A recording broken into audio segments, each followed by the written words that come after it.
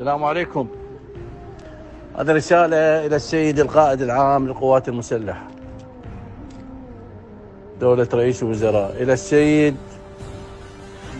رئيس مجلس النواب، إلى السيد وزير الداخلية، إلى كل شخص محترم بهذا البلد، إلى كل ضابط مهني غيور وكفور. يوم 13/5 الساعة 9 مساء كان هناك مؤتمر أمني في قيادة شرطة البصرة بحضور السيد قائد شرطة البصرة وحضور 27 ضابط رتبهم بين عميد إلى عقيد مدراء الأقسام بهذه المحافظة. أنا بدي أوجه رسالة إلى الضباط جميعا. شنو اللي دار بهذا المؤتمر؟ وشنو التهجم اللي تهجم به القائد على شيوخ العشائر، على أهل البصرة؟ وشنو الكلام البذيء اللي أترفع عن ذكره؟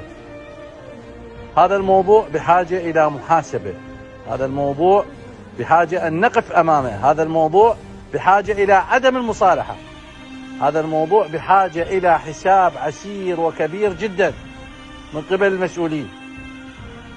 شنو دور الشؤون الداخلية بالبصرة؟ شنو دور الضباط؟ أنتم أبناء البصرة المفروض كلكم تكونون كالبنيان المرصوص وتقيمون دعوة على هذا الشخص لأن أساء إلى أهلكم وإلى مدينتكم وإلى أبنائكم وإلى وجودكم وإلى تاريخكم وإلى رتبكم.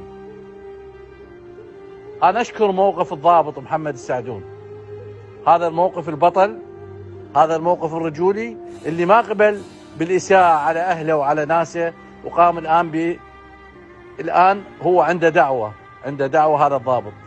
بس احنا هذه الدعوة إجراءاتها طويلة، نتمنى إجراء واضح وكبير من قيادات هذا الضابط، سواء كان من وزارات، سواء كان من القائد العام للقوات المسلحة، ونتمنى موقف من شيوخ البصرة. والله عار عليكم انتم شيوخنا، على الأقل موقف تطالبون بإقالة القائد. أنا منصور التميمي أطالب بإقالة هذا القائد ومحاسبته واتخاذ كل العقوبات الإجرائية والانضباطية والقانونية بحقه.